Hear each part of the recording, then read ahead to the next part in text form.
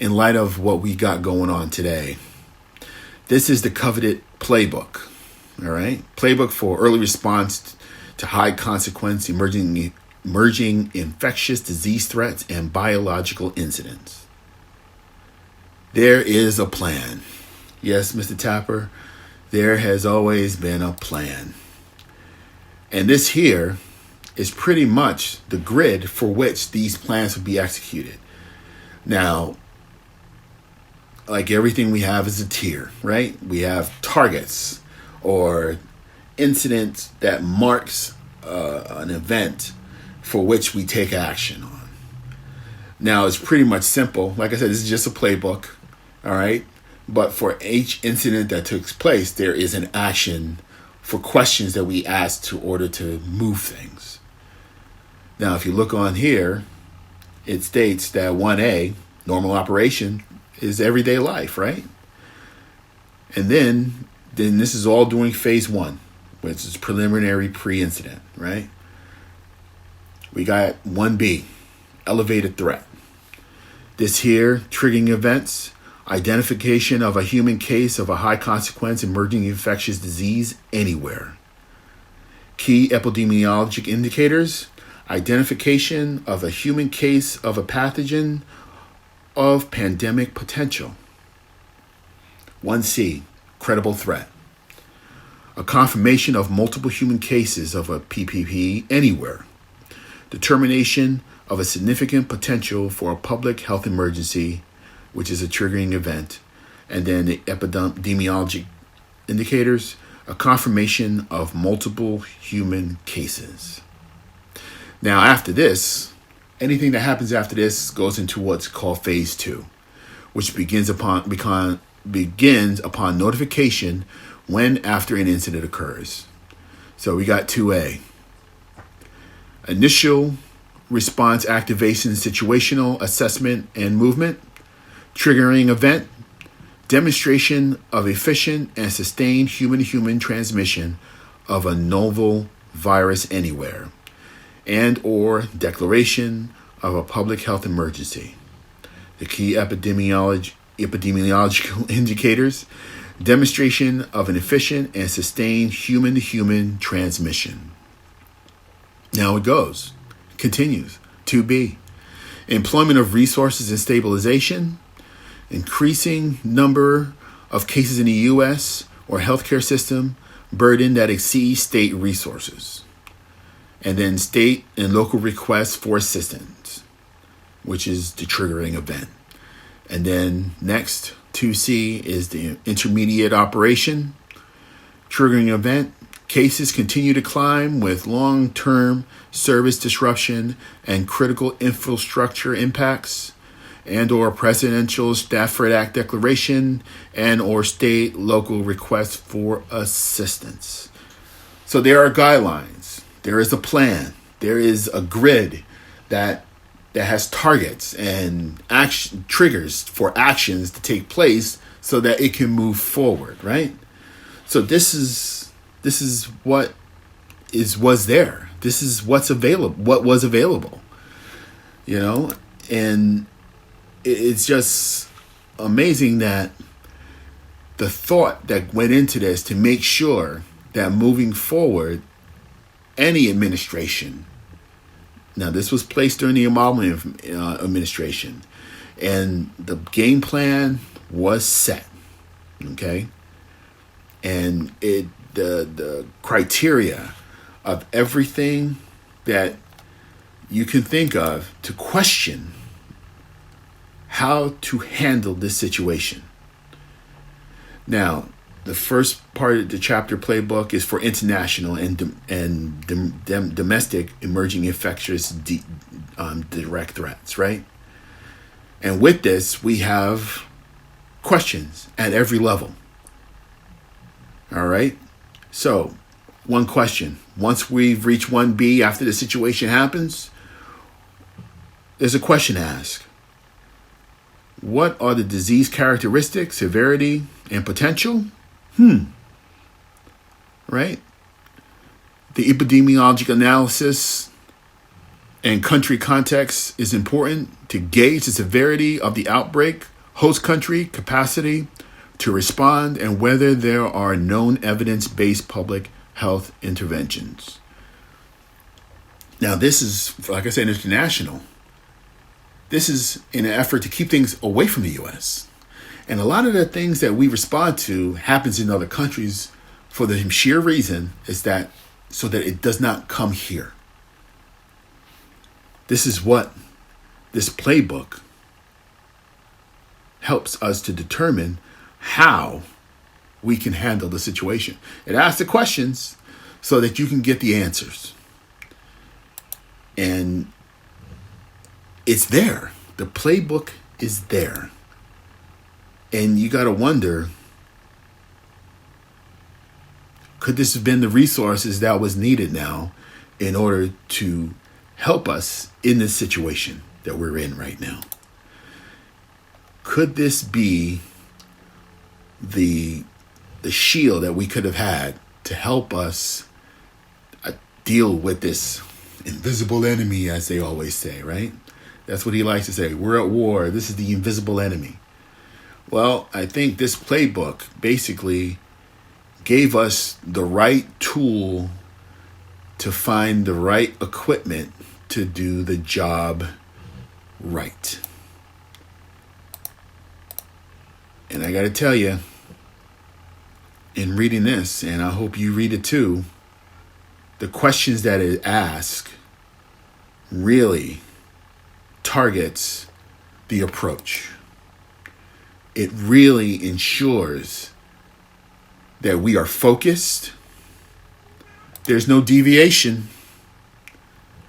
We have the ability to take care of this situation. Now, in 2017, the President of the United States, Donald Trump, had this national security strategy for the United States of America, right? And in his 4 pillars, in order to make America great, he outlines in the first pillar in protecting the American people, the homeland, and the American way. And he says it here: we will defend our country, protect our communities, and put the safety of the American people first. That's what he said in his July 2017 discourse. And under the heading of combat biothreats and pandemics, it states, biological incidents have the potential to cause catastrophic loss of life. Biological threats to the U.S. homeland, whether as a result of deliberate attack, accident, or a natural outbreak, are growing and require actions to address them at their source. Naturally, emergency outbreaks of viruses such as Ebola and SARS, as well as the deliberate 2001 anthrax attacks in the United States, demonstrate the impact of biological threats on a national security by taking lives, generating economic losses, and contributing to the loss of confidence in government institutions. Advancements in life sciences that benefit our health, economy, and society also open up new avenues to actors who want to cause harm.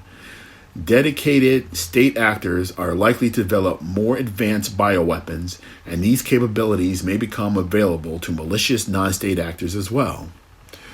Priority actions: we are to detect and contain biothreats at their source. We will work with other countries to detect and mitigate outbreaks early to prevent the spread of disease. We will encourage other countries to invest in basic healthcare systems and to strengthen global health security across the intersection of human and animal health to prevent infectious disease outbreaks. And we will work with partners to ensure that laboratories that handle dangerous pathogens have in place safety and security measures. Support biomedical innovations. We will protect and support advancements in biomedical innovations by strengthening the intellectual property system that is the foundation of the biomedical industry. Improve emergency response at home. We will strengthen our emergency response and unified coordinating systems to rapidly characterize outbreaks, implement public health containment measures to limit the spread of disease, and provide surge medical care, including life-saving treatments. Now, for the most part, that sounds pretty good, right? But there is just one part I just want to go and just look back at. Because there is the one line here that really gives you a little bit cause. Because it states here, naturally emerging outbreaks of viruses such as Ebola and SARS, as well as the deliberate 2001 anthrax attacks in the United States, demonstrate the impact of biological threats on national security by taking lives, generating economic losses, and, this is the part, contributing to a loss of confidence in the government institutions. That line there is very telling because there's a hidden message in that. And this is something that Trump has been doing all the time when he's been in office, is to keep the erosion of government institutions, to show that the government does not work. Okay? Everything else seems pretty much on key, right? Because we're going to do the best we can to save the Americas, to save its people, putting America first. But yeah, just so that you know, we're losing faith in the government, so we're going to have to look at other things in order to make things right. So, what I'm going to do is that I'm going to look at the timeline of how this whole pandemic thing went through. And what I've used was the New York Times had a nice timeline, and it looks a little bit detailed. And I also used, and I didn't just use one now, because I just wanted to see exactly how much information these timelines have. And then I went to MSNBC, because they also have a timeline on how things went. And to show that I'm including for everyone, I even used a timeline from President Trump himself and his campaign, okay? And then they have their own timeline. And I just love this line: the Trump administration's decisive actions to combat the coronavirus. Very enlightening, right? So I got 3 timelines that we're going to look at, and we're just going to follow them and see exactly the detail that was involved in putting this together to see how things rolled out, right? But in regards to decisive actions, we got to remember there were 3 very important decisive actions that took place just prior to this whole pandemic, right? First, we have the U.S. pandemic response team created by President Obama in 2016. That's one decision. The next one, the CDC's China-based expert on pandemic response and containment. That's 2. And then there is the U.S. Intelligence Agency report warnings of the pandemic threat in January 2020. Now, with each of these decisive decisions, what were they again? Well, the response team that Obama created was disbanded by President Trump. Decisive action. Whoosh. The next one, the China-based expert on pandemic response and containment, fired by President Trump. Whoosh. Decisive actions, right? Pretty much good to be proud of, right? And then the U.S. Intelligence Agency reports warning of a pandemic threat in January, ignored by President Trump. So, as we get started, these are 3 very important bullet points to remember as we move forward. And then what we're going to do is that there will be a section where I'm going to judge by the actions on, is this a triggering event that could be applied to the playbook, and see where along the playbook that this could have happened. Now, Like I said, I'm not in the government. All I know is that I'm just an everyday Joe. And just by looking at certain things, you would use common sense to say, hey, you know what? I think this is where this would fit in. Or this may be something that this should have taken care of right here. So that's what we're going to do. We're going to list with the various columns on exactly who said what, who did what, at what date. And then we're going to use the playbook's triggering events to show where exactly that could have taken place here. Okay? Now, we're going to start on December 30th, 2019. Okay? Now, this would have been a point in time where everything would be considered normal, right? Right. Everything is okay in the world from what we can see, right? So, on December 30th, 2019 would be 1A, where normal operations is handling and no specific threats. But then, on December 31st, 2019, this is when the Chinese authorities treated dozens of cases of pneumonia of an unknown cause. Okay? According to MSNBC, Associated Press became one of the first English language news accounts to report that China is investigating an outbreak of a respiratory illness in the central city of Wuhan. Now, on the Trump timeline, on December 31st, China reports the discovery of a coronavirus to the World Health Organization. Now, according to the playbook, okay, this would be a triggering event, right? So this will take us from 1A to 1B. It'll go to a rating from normal operations to an elevated threat, right? And a triggering event, identification of a human case of high consequence emerging infectious disease anywhere. And the epidemiology indicator, identification of a human case of pathogen of pandemic potential. Okay? Potential. So that means it's giving us something to look at. Now, the next day, January 1st is New Year's Day, so everybody probably was out drinking for the weekend for the holidays and stuff, so they didn't do anything, and they probably took the second off because usually, some people do. But on January 3rd, 2020, on Friday, Trump administration's decisive action to combat the coronavirus, CDC Director Robert Renfield sent an email to the Director of Chinese CDC, George Zhao, formally offering to send U.S. experts to China to investigate the coronavirus. Now, since this is a triggering event, what if a call was made and not an email sent? Okay? Because if the Chinese director is handling this issue, maybe he's not near his computer. Maybe he doesn't have his cell phone in hand, so he couldn't get any emails.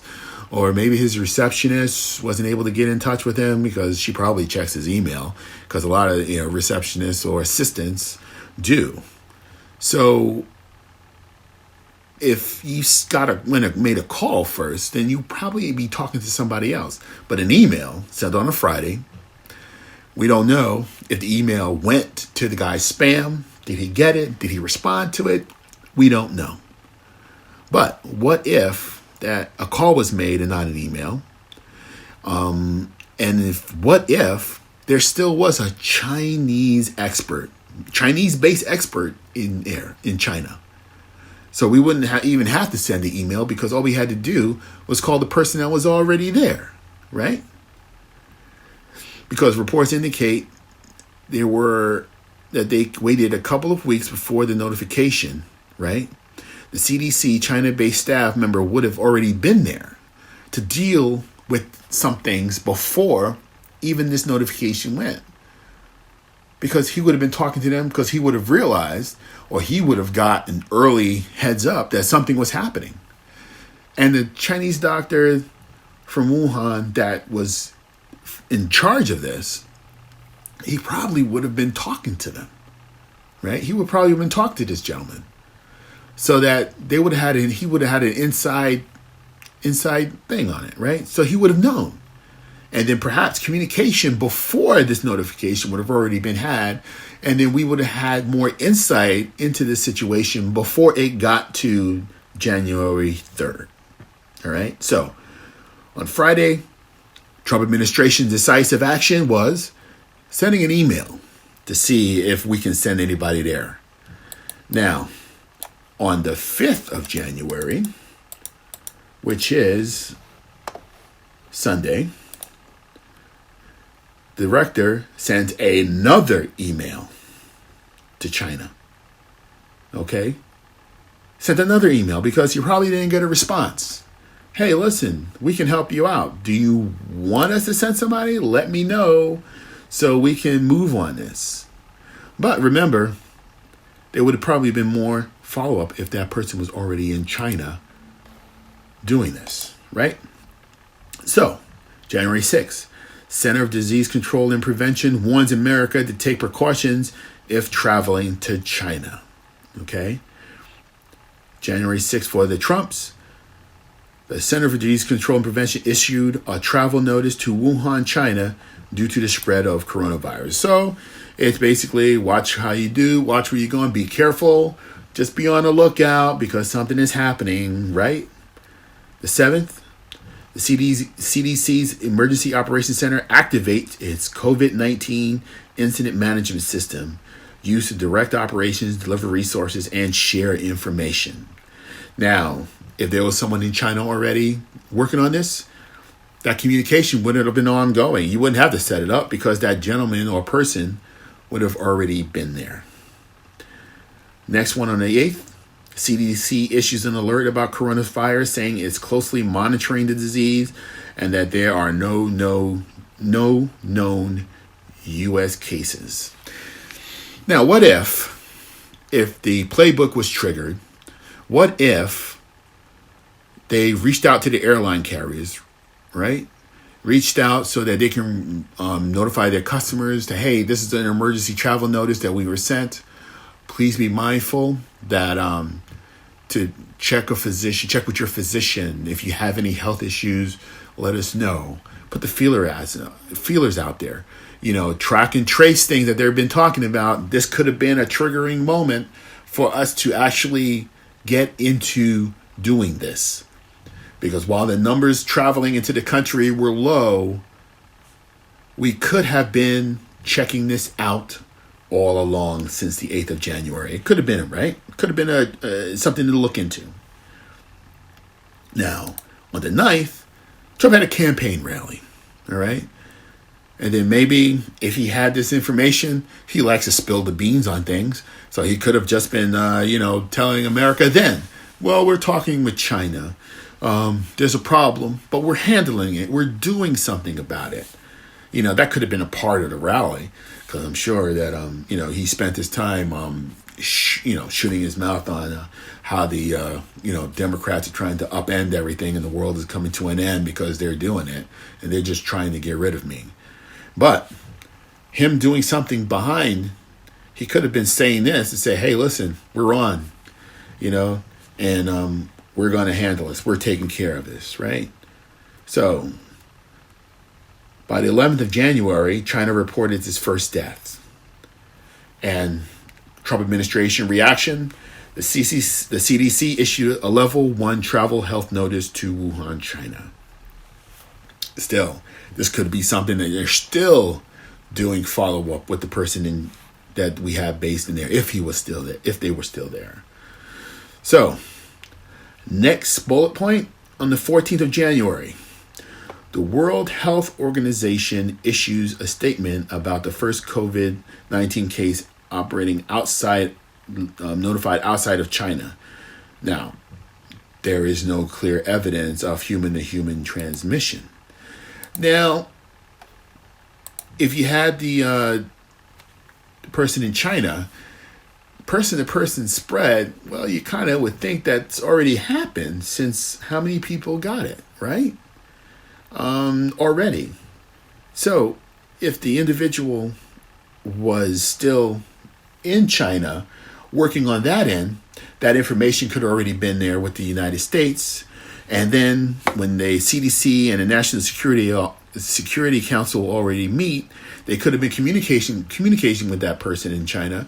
And it could have also been dealing with the pandemic team that's already in the White House that Obama had, right? He had a team already in the White House next to the president, and they could have all been triangulating and talking together at that point, sharing this information, right? Based on what's needed. Answering the questions in the playbook to say, hey, this is happening. This is what should we do? Yes, there's a yes to this question. What should we do? Right? So it could be scaling up from then.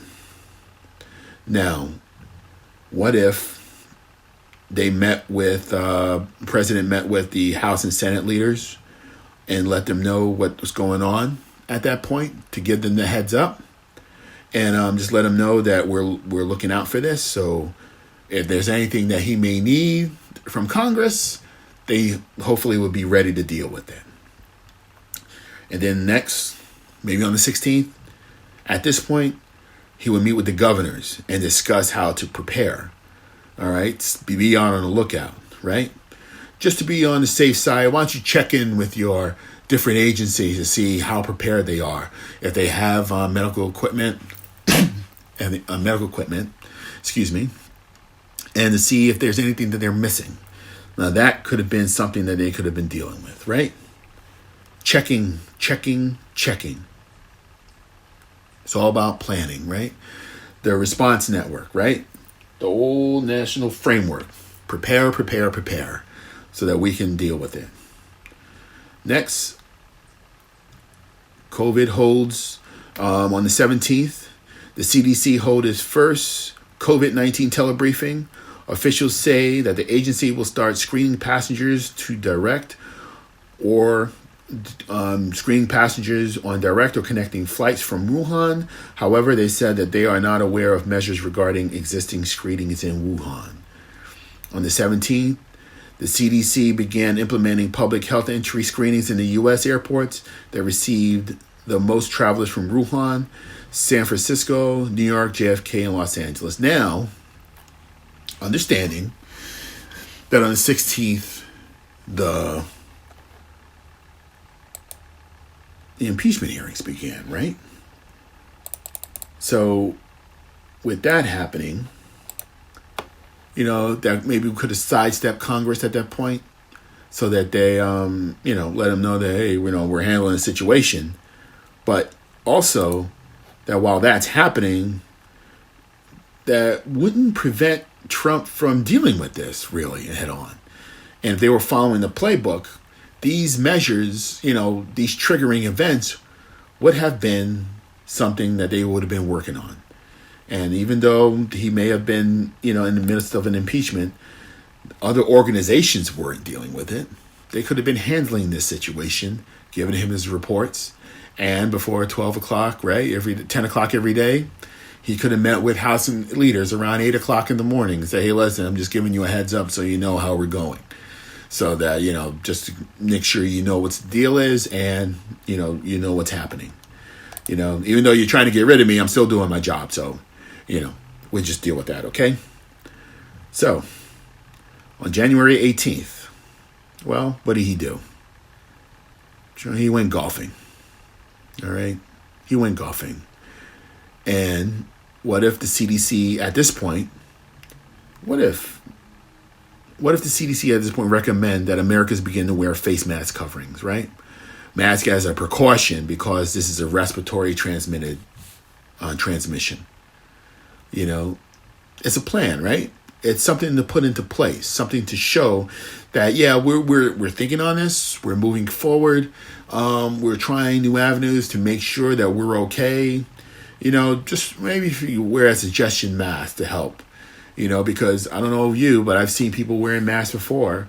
They were a lot of Chinese Americans that are out there wearing the mask before this. You've seen it. I have friends that had them. So it's not a crazy thing to think about as a precaution.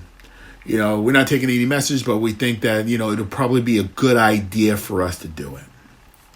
So on the 18th and 19th, he went golfing. Yeah, it's kind of busy, just, being impeached and everything, so I need to, go golfing. Yeah, that'll help me out a lot. Now, on January 20th, something happened. Other countries, including the United States, confirmed cases. Okay, it's kind of an event happened, right? Dr. Fauci announces National Institute of Health is already working on development of a vaccine for the coronavirus. You're already working on a vaccine on January 20th. So that must mean that we're pretty much real serious on this, right? So now that we have multiple locations with this, the triggering event takes us to 1C, right? Making it a rating of a credible threat. And this here is a triggering event. Confirmation of multiple human cases of a PPP anywhere. Determination of a significant potential for a public health emergency. So now we're confirmation of multiple human cases. Now, this too could have been upgraded maybe a week or two ago when you found out that there were a dozen cases in China. You could have moved that up too, right? But since now we've got confirmed here in the United States, we're now at 1C. We're at a credible threat. Okay? So, as we continue on, maybe now he would talk to the governors again and determine their needs, right? Governors, I need you to check what are the answers to your resource issues? Do you have them? Do you need them? What do you got to do, right? And this here on the 21st, it says the CDC activated its emergency operations center to provide ongoing support to the coronavirus response, right? That's good. That shows that they're looking to do something. They're trying something, right? People are starting to work, right?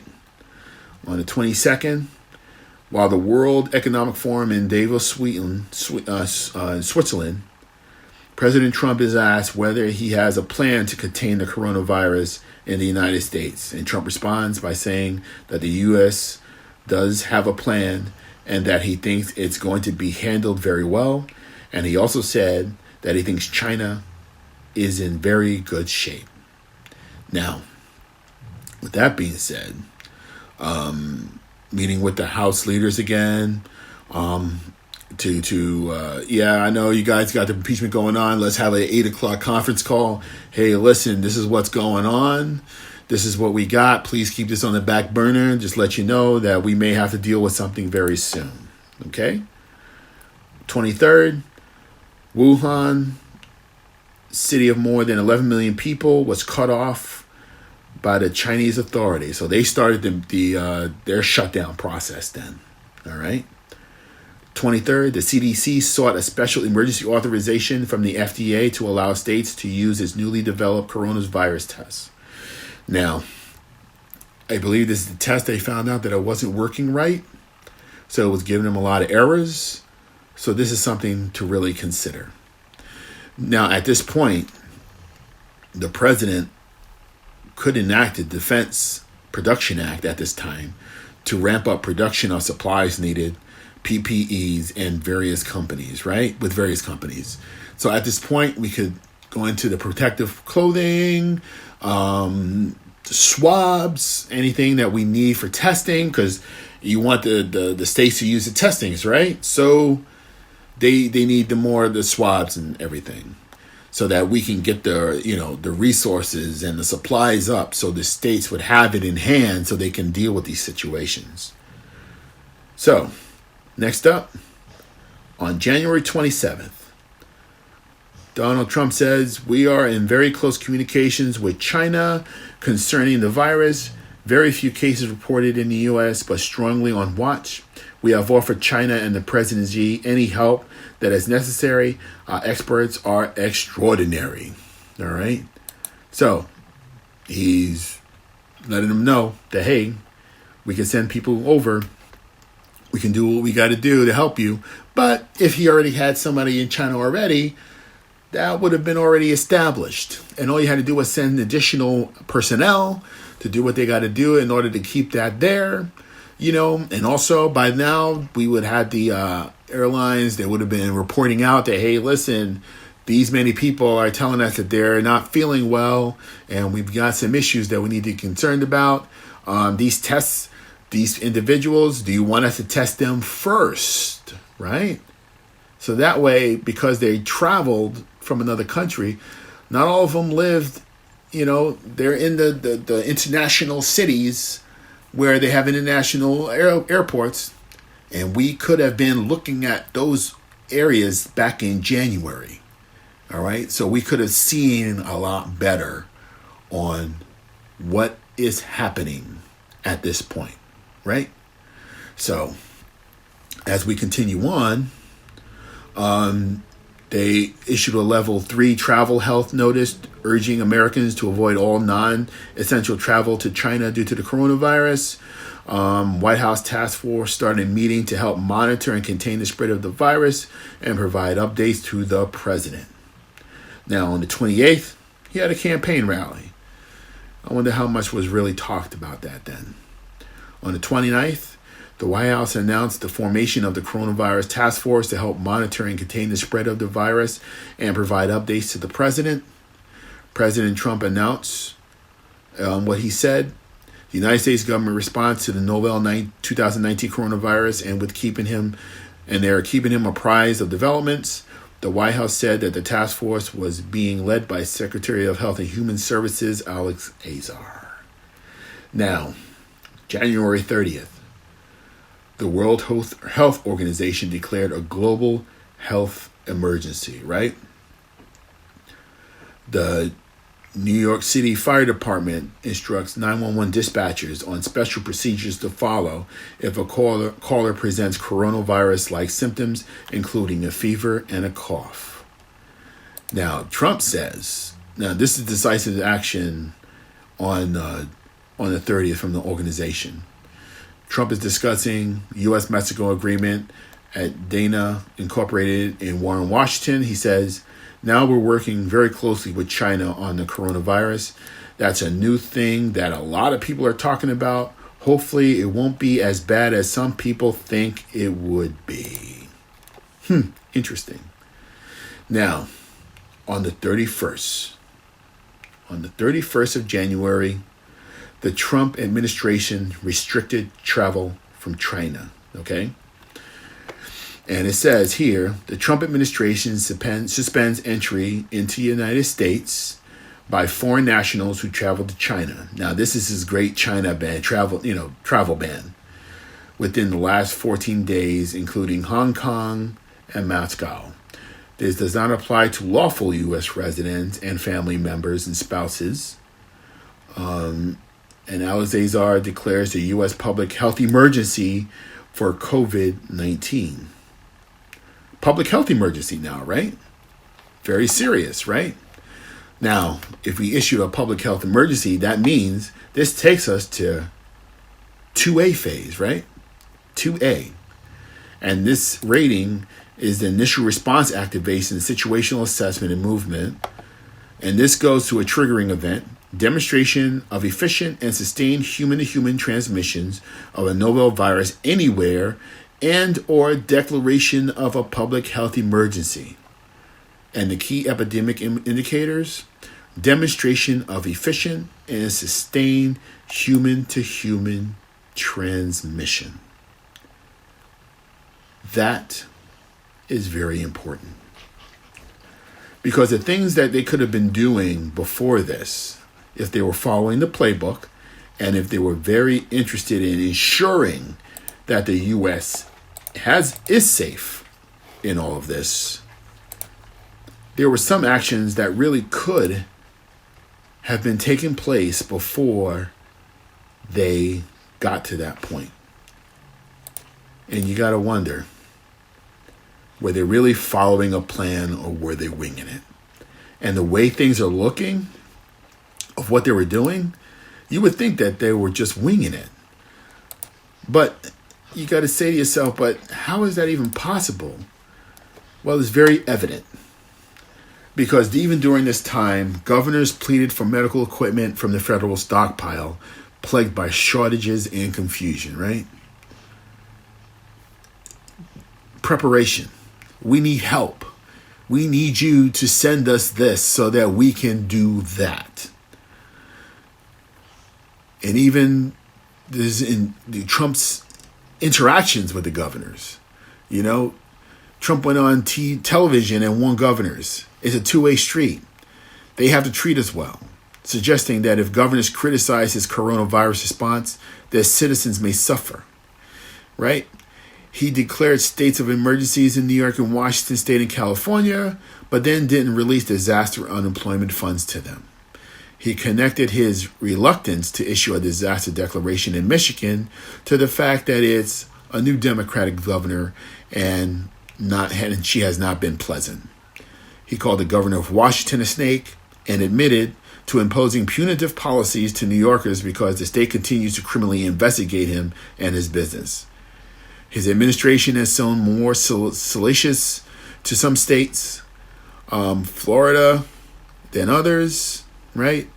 He has provided New York but a fraction of needed ventilators from the strategic reserve. White House aides say it's understood that governors who say nice things about the federal response are more likely to be spared public criticism from the White House or threats of withholding assistance. And then the great response from Kirshner. The notion of the federal stockpile is supposed to be our stockpile. It's not supposed to be states' stockpiles that they then use. Well, this is the United States of America, right? The states are part, right? They are part of the United States of America. The federal government, yes, runs the country, but their role is to protect the country, right? That's their role, is to protect the country. The states govern their respected areas. And if you ask the federal government, hey, this is what we need to help, should they not help? Should they not give them what they needed? Because realistically, before all this was coming down in the month of January, all of this that's coming out of China and all the events that happened prior to that, shouldn't they have been actively engaging with China and other countries to make sure that they kept it over there to the best of their ability? And then coming in here, notify governors and everyone else that, hey, listen, you need to be on the lookout for this. This is what we're looking at so as to, keep this thing at bay. What would have been wrong in that? And the notion of that we won't help you unless you say nice things about the president. Well, it's not about the president, is it? It's about the people in the country. It's about taking care of our own, making America, right? Protecting America. America first, right? Well, for America first, you protect the people by keeping what's attacking it out.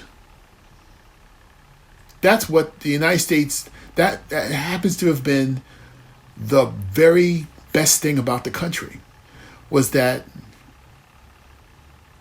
we work to keep things outside its borders. We handle everything across the sea so that it would not touch us. But now that we have it here, the thought that we need to send resources to their states should have been a no-brainer. It shouldn't be questioned. It shouldn't be conditionalized.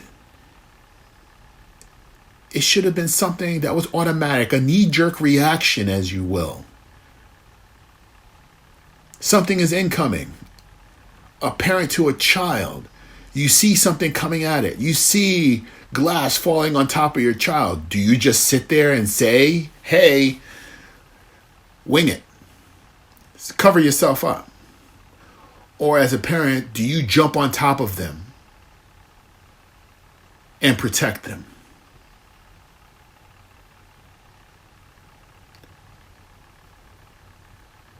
There's something not right here. And as Rachel Maddow always said, watch what they do, not what they say. Watch what they do and not what they say.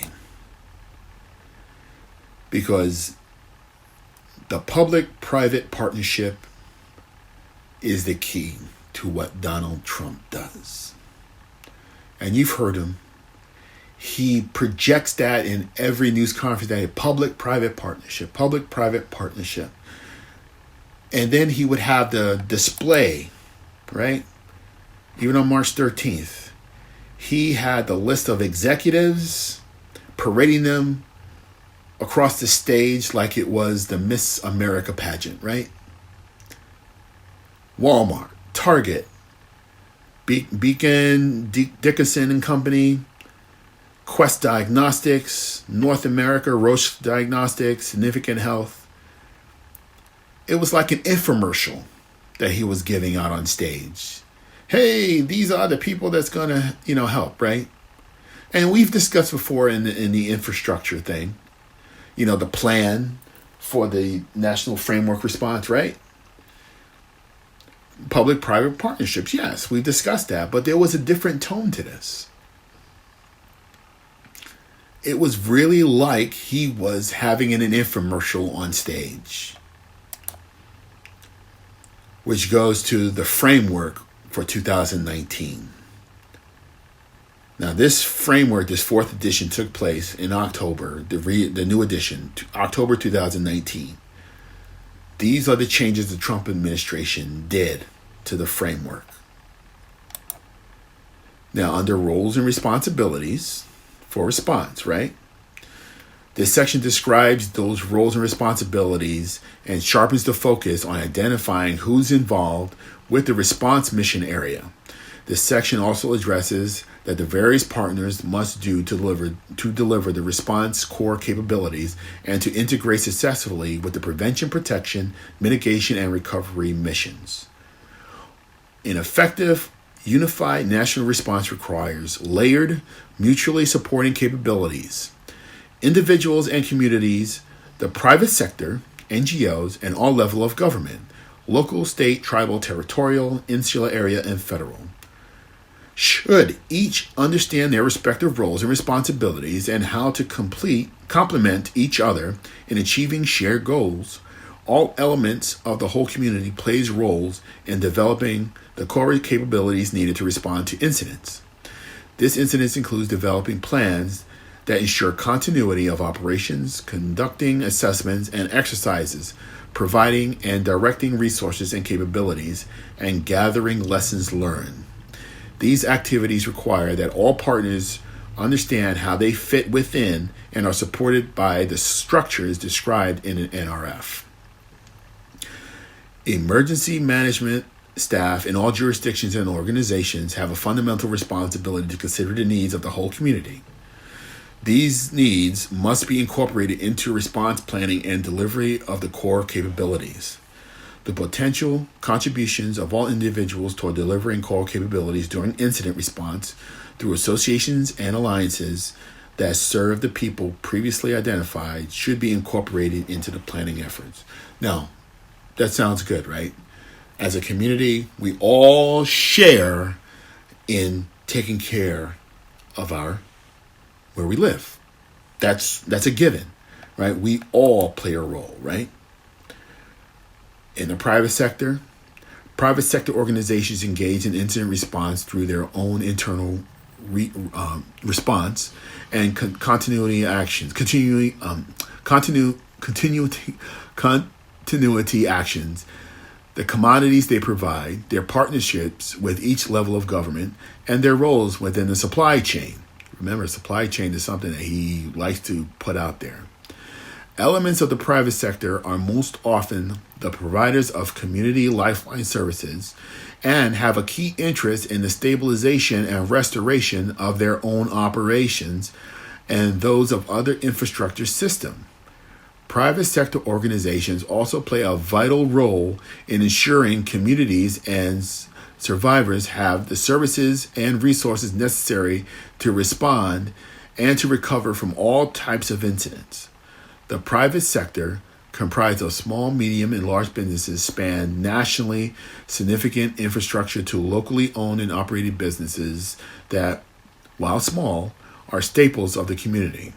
The private sector includes commerce, healthcare, private, cultural, educational institutions, and industry, as well as public-private partnerships that have been established specifically for emergency management purposes. During an incident, key private sector partners should have a direct link to emergency managers and other relevant officials, such as those from public health, community development, and community planning agencies, and in some cases be involved in the decision-making process. Now that's a big difference. Be involved in the decision-making process. Strong integration into response efforts can offer many benefits to the public-private sectors. Okay? So, this is pretty much strengthening the response of the private sector in regards to emergencies. Remember, Trump paraded these companies at the White House in front of America, saying that these guys basically are going to save us. Never happened before, right? Never happened before. To continue, let's go. Private sector entities may serve as partners in local, state, tribal, territorial, and insular area emergency preparedness and response organizations and activities, and with federal sector-specific agencies. Private sector entities often participate in local, state, tribal, and insular area preparedness activities by providing resources, donated or compensated. Okay? Nothing's for free in this country. During an incident, including specialized teams, essential services, equipment, and advanced technology, through local public-private emergency plans or mutual aid and assistance agreements, or in response to requests from government and non-governmental initiatives.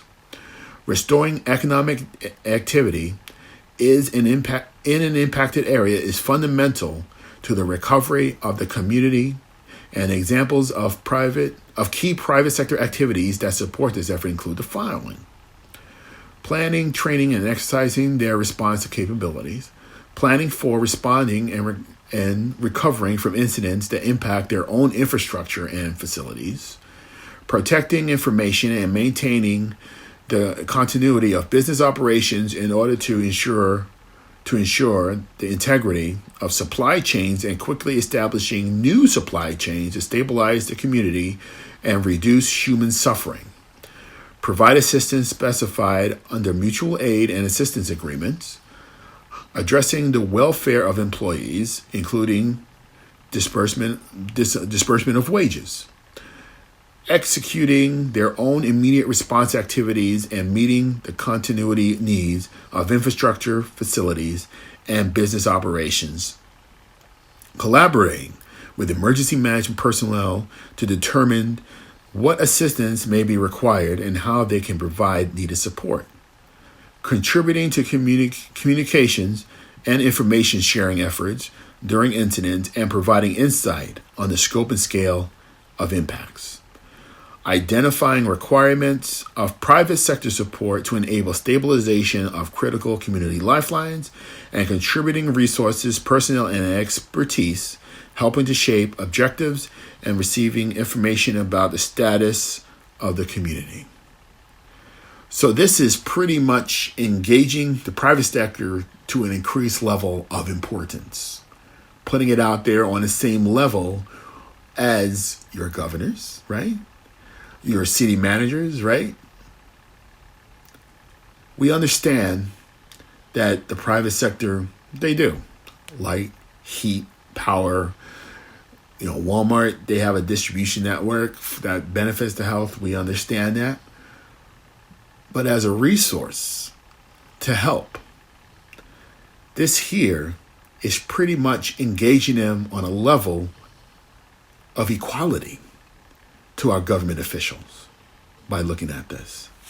And in doing so, this pretty much makes the federal government not the first line of resources for the states. So that means state governments must first go to private sector to purchase services. Purchase services, right? Remember that line in there about, being paid. The federal government will only offer assistance if must. And then who establishes a national emergency at that point? Now, the role of the federal government at this point, what would that be? The federal government maintains a wide range of capabilities and resources that may be required to deal with domestic incidents in order to save lives and protect property and the environment while ensuring the protection of privacy, civil rights, civil liberties, and supporting the stabilization of community lifelines. To be successful, any approach to the delivery of response capabilities will require an all-of-nation approach.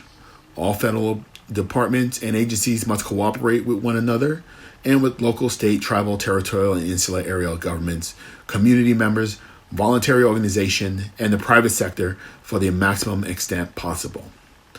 The federal government becomes involved with a response when federal interests are involved.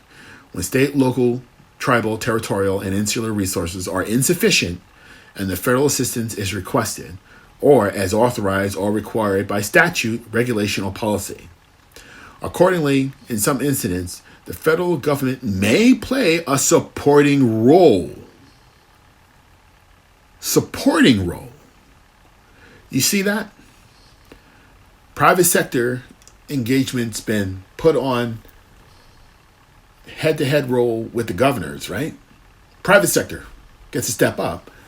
Federal government gets pretty much a demotion. Supporting role.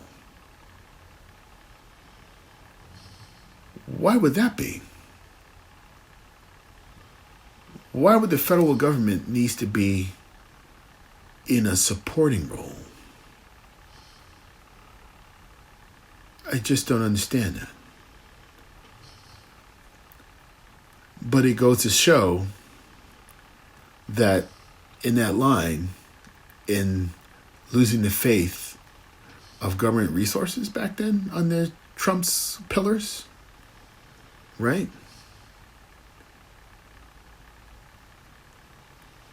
I don't know.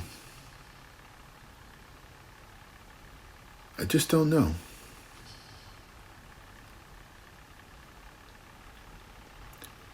Because in seeing this,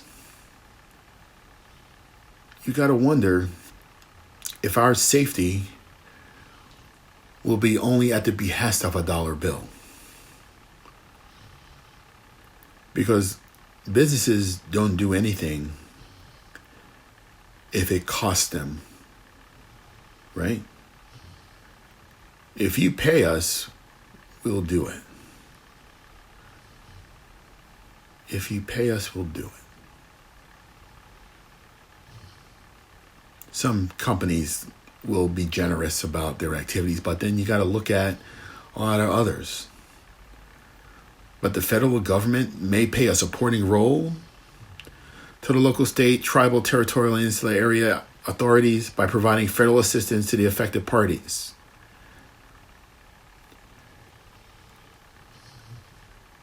That shouldn't be if you need it. It should be, as always been, this is what we have for you. Do you want it? We know what you need. We have it for you to have.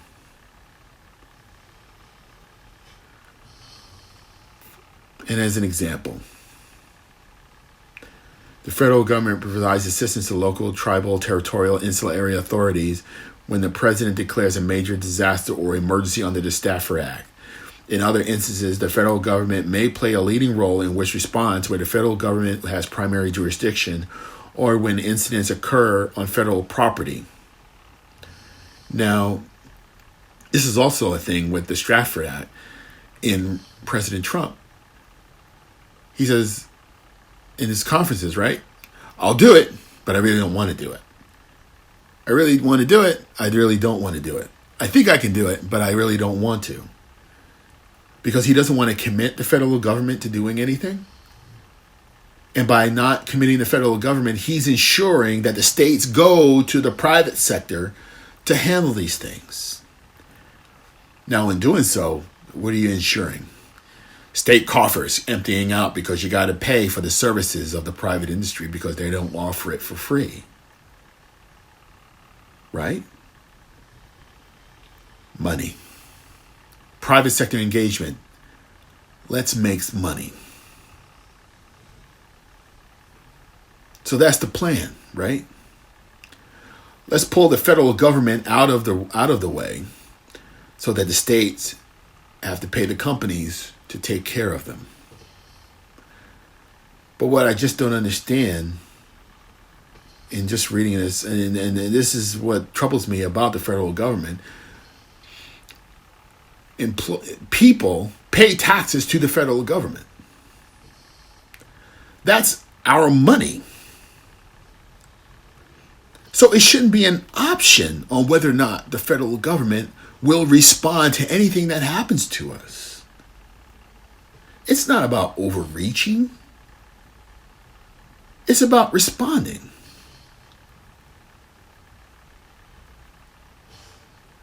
The federal government shouldn't be just option B.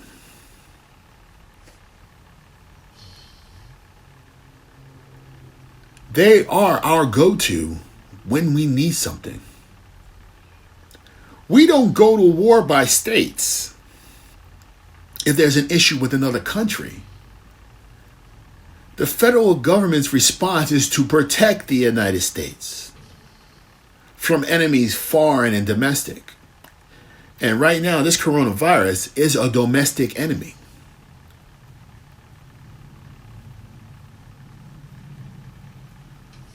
There is no second guessing that.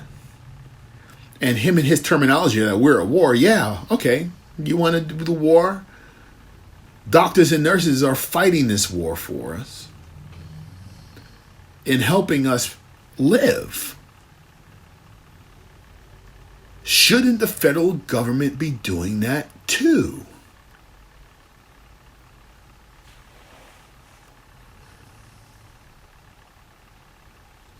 So regardless of the type of the incident, the president leads the federal government response effort to ensure that the necessary resources are applied quickly and efficiently to large-scale and catastrophic incidents. Different federal departments and agencies lead coordination of the federal government's response, depending on the type and magnitude of the incident, and are also supported by other agencies that during their relevant capabilities to bear in responding to the incident.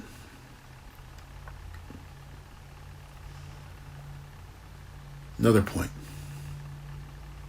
For large disasters such as major hurricanes and earthquakes, the incident complexity is increased as others, such as states and tribes, and ultimately the federal government becomes involved.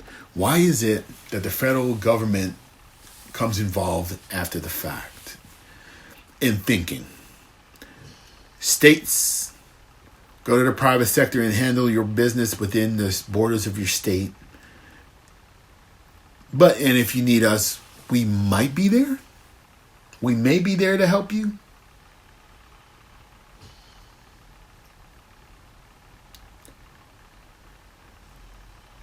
I just don't get it.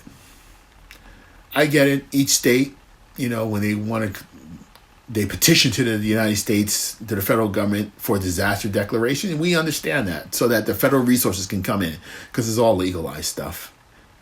And we understand that. But it shouldn't be hey, we want a declaration of a disaster declaration. And it shouldn't be a response to, well, whether did you ask company A, B, or C to help you out first before you came to me? Is that the way it's supposed to be?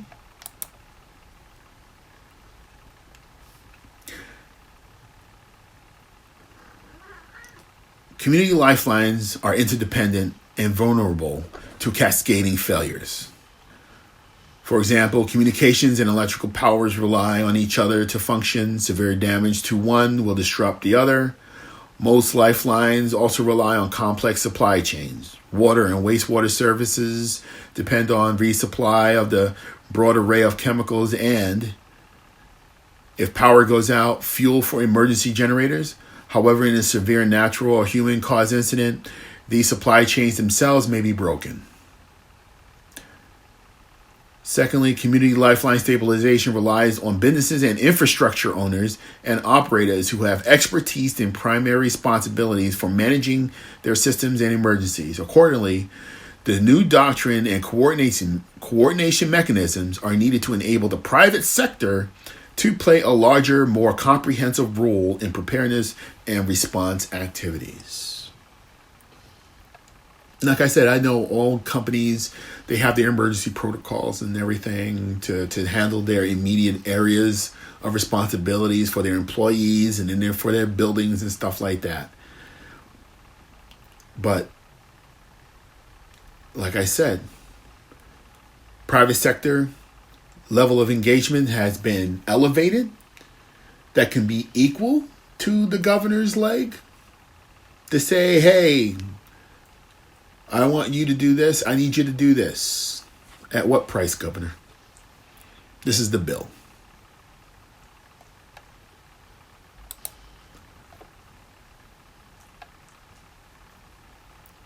Community lifelines provide a valuable decision-making construct to integrate cross-sector response operation and reporting. Each lifeline depends on multiple infrastructure sectors, business supply chains to function, focusing on community lifelines allow emergency managers and their partners to account for these complex interdependencies and prioritize response operations to achieve high-impact multi-sector benefits. This framework describes how the resources and capabilities of the federal government support each operations, right? And then the framework's focus on community lifelines necessitates deeper collaboration with the private sector and non-governmental agencies. During the disasters of 2017-18, individual business and infrastructure owners and operators, including public-private sectors, forged innovative collaborative relationships with government agencies to help prioritize and accelerate the stabilization of community lifeline services. We get that. We get that there is a need for businesses and governments to work together, okay? But it shouldn't be at the expense that the federal government does nothing. We get that. But for the federal government to sit back and drink lemonade with their feet kicked up while they see out there that there's something wrong and wait for them to be asked, and then for the federal government to say to the states, did you ask Company A, is not right. Is not right. So the federal support during response operations focuses on the capabilities necessary to save lives, protect property and an environment, meet basic human needs, prioritize operations to stabilize community lifelines and restore basic services and community functionality, establish a safe, secure, and accessible environment for responders, response operations, and support the transition of recovery. The desired end state for federal incident response is achieved when local, state, tribal, territorial, and insular areas entities no longer require federal government assistance to provide life-saving or life-sustaining support, thereby allowing for the transition to recovery.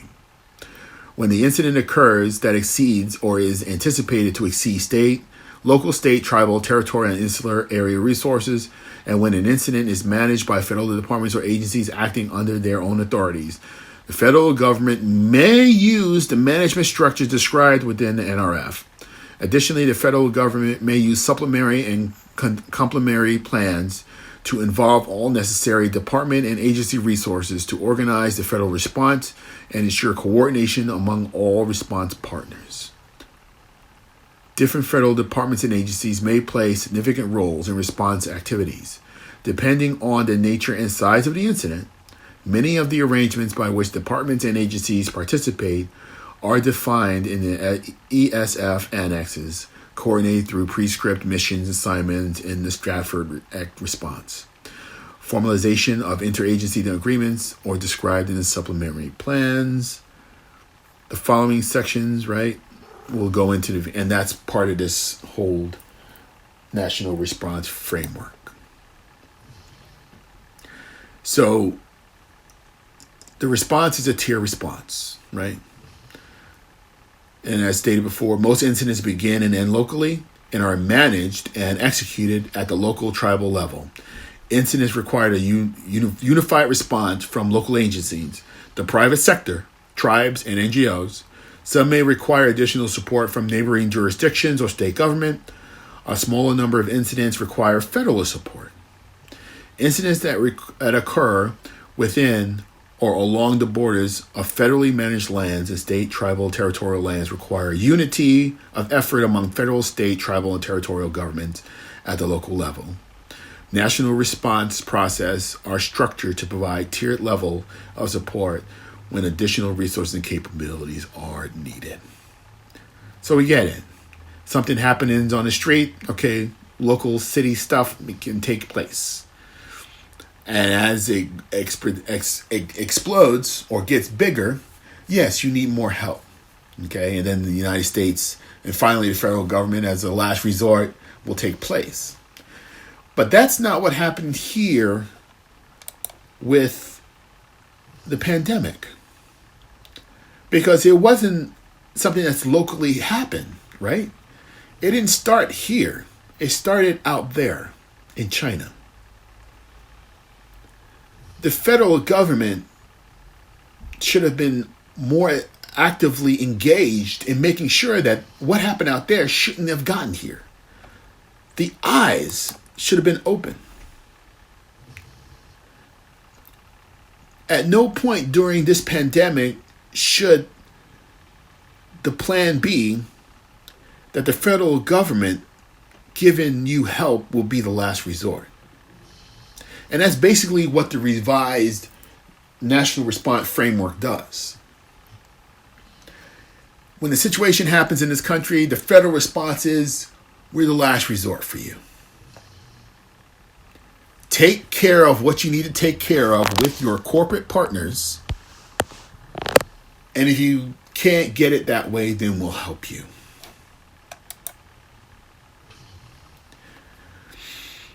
Now, in engaging the reopening of the country, the president puts out the new 8-point plan to make sure we get there, right? Build a foundation for diagnostic testing, mobilization, the private sector to develop tests. Private sector to develop tests. Issue emergency use authorization for tests. Galvanize commercial and research laboratories and professional associations to ramp up testing capabilities. Facilitate state efforts to access and utilize all available testing capacities, right? And then stage 2, identify and expand public-private sector testing infrastructure, right? Strengthen testing supply chain. And then finally, coordinate with governors to support testing plans and rapid response programs. Everything is designed for the fact that the federal government not do much of anything. Everyone in the states are supposed to handle their business. Yep, we let the rocket fly over the head because we failed to see it on our radar, and it landed right in the middle, blowing everything up. So you take care of that, why don't you?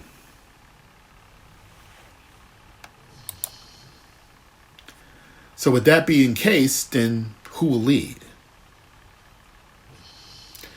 Something as simple as wearing a mask. Face mask to protect each other, right? Pence went to visit the hospital, right? He didn't have one. Everyone else in the room did. Why is he the exception? Who will lead?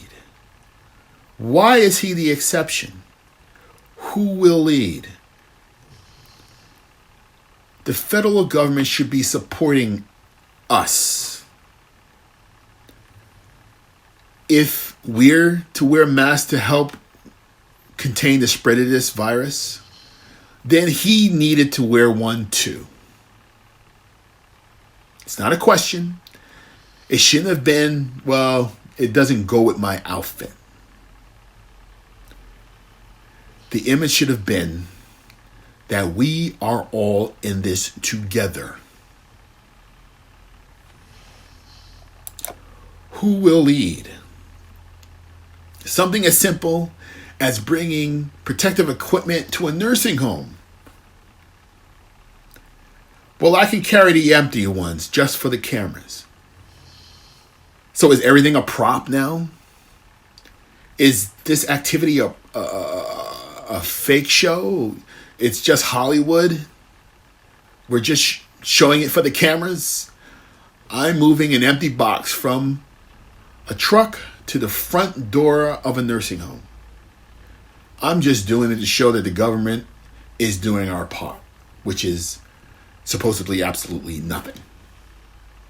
It's an empty box. Empty promises. That's what that box pretty much represents, right? There's no substance in what we're doing. The box is empty. There's nothing in it.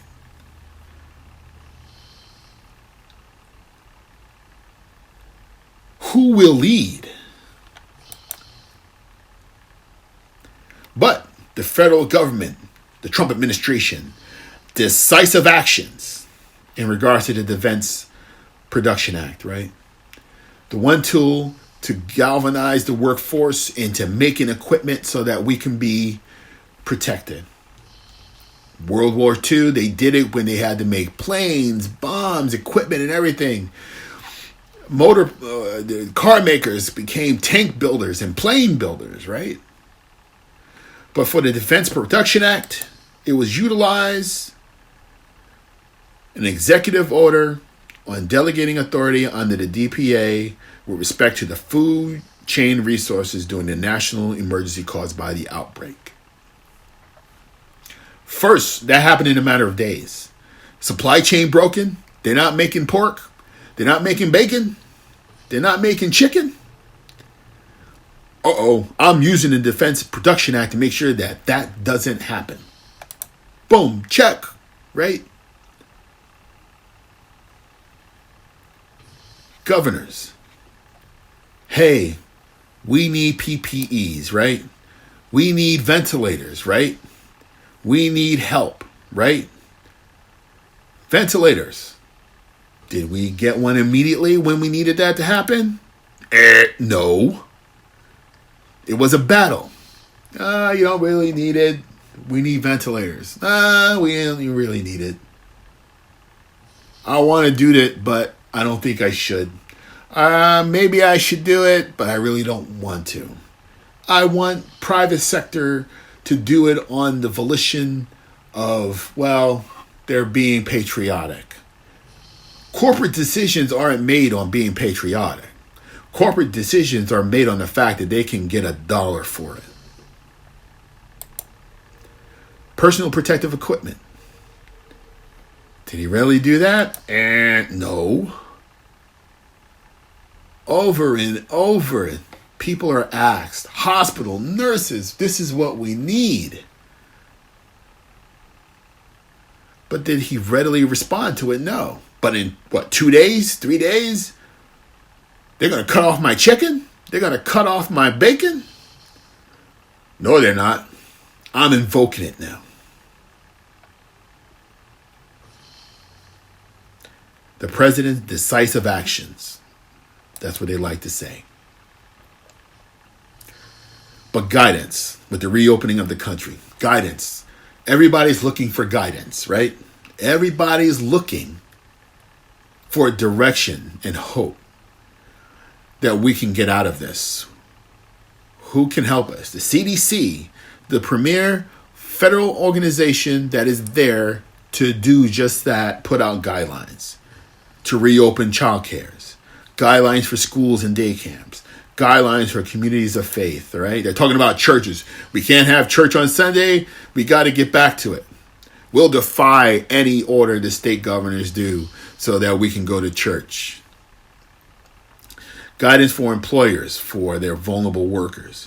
Guidance for restaurants and bars. Guidance for mass transportation administrators. But what? The Trump administration rejects the CDC guidelines for reopening the U.S. Why? Because they're too harsh. Why don't you go back and not make them so demanding? Instead of saying, this is what you must do, say, well, you can do it if you want to. So now the guidelines are being re-looked at, being reviewed by the White House to see what will be changed, come back to them with something a lot less, permanent or structured or whatever. But that's what we look for the CDC for, right? That's what we look for them to do, to protect us, right? We need these guidelines. We don't come out there ready to say that this is what we do. That's their skill set. That's what they do. That's what they do to set those guidelines for us. Because they think of the things that we don't normally think of. They put into place certain things that doesn't materialize. That's what they do. And lately, that's not what they've been doing. Why? Because like in the new National Response Net framework, they've been downgraded. Private sector upgraded, federal government downgraded. So who is going to protect us now?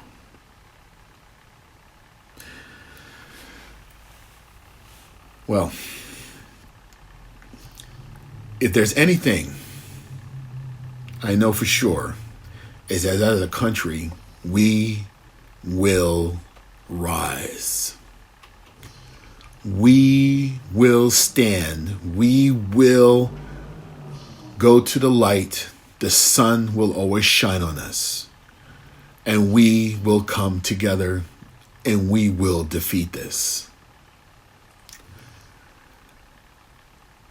But the thought of us doing it alone, that's what scares us. Because we have a government that was supposed to be for the people,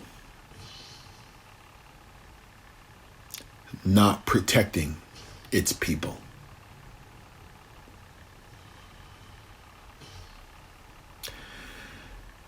I'd love to hear from you. Email me. Check me out on Twitter, Facebook. Let me know what you think. Because as a community, we just got to keep talking to each other and not at each other. This is Joseph Williams for Almost Daily View from the Border. Stay safe. Wash your hands. And for the love of God, please wear your mask. Take care of yourself.